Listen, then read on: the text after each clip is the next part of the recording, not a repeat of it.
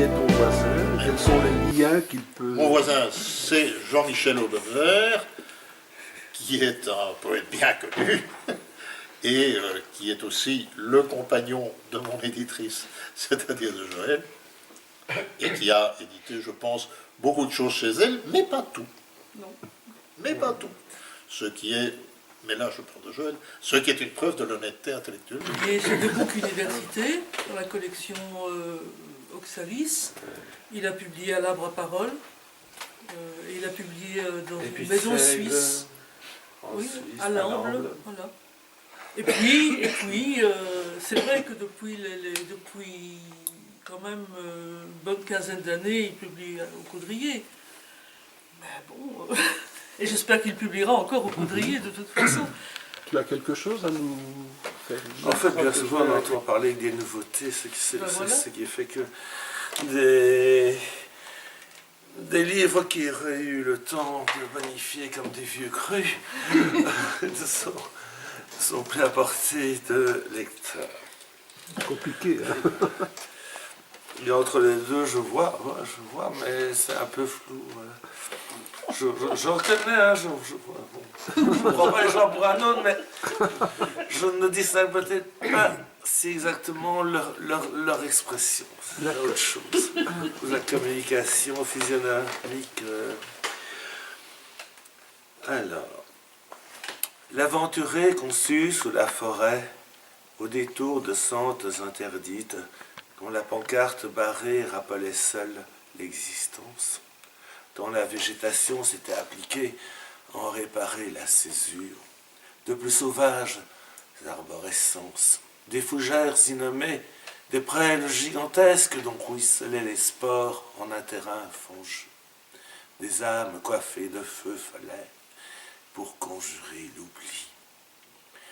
Dans la nuit de houille, où se cristallisait la nuit des temps, leur mémoire affleurait son cri. Aux bouleaux excoriés, des visages pâles tatouaient leur remords.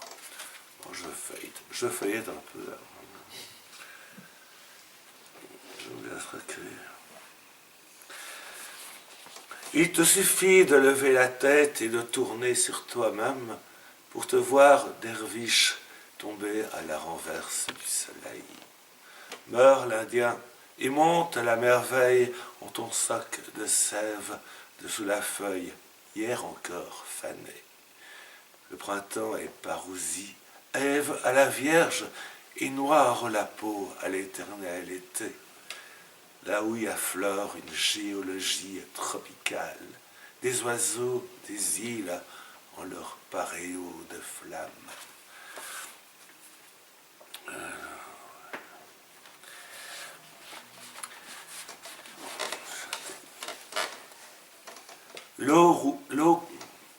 L'eau courait sous la vague, roulait dans la cave, coudée par une rigole, puis se dépliait, reliant par son flux les dieux verts, maillant son réseau souterrain jusqu'à l'affleurement des sources où elle se débridait.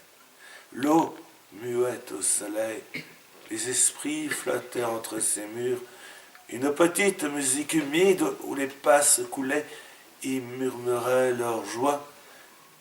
Les dieux verts, puissance de l'humide, avaient tendu là leurs filets, déposé un humus subtil dont leur relent captivait. Migraines évaporées dans le soleil, vapeurs piégées au commerce de la lumière, ils retombaient dans la feuillaison de l'enfance, aux doigts bagués de sève. Encore un bout.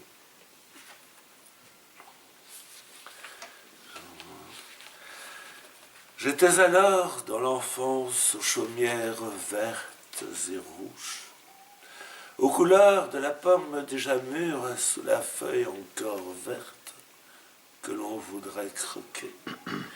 Le rire était jaune dans le bec du merle moqueur. Un chemin d'Adam entaillait le coteau. Ève était tout autour les bêtes apaisées dont la paume affleurait. Cette côte qui manquait au cœur quand il s'emballait, le verger qui manquait à la pomme d'Adam pour trouver les mots. Encore un bout. On a envie d'applaudir à chaque fois, mais Non, c'est... D'un geste ample, elle me dévoile le vert pays, où, sous Bossuet et Molière, s'allumaient encore les bûchers.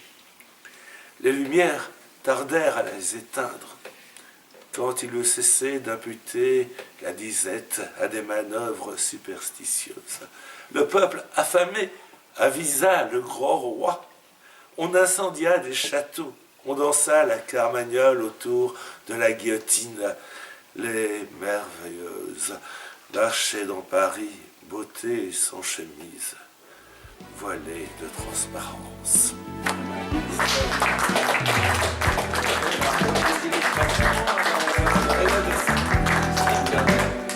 C'est de Joël, hein, c'était photo là. c'est ça. On les voyait là, on voyait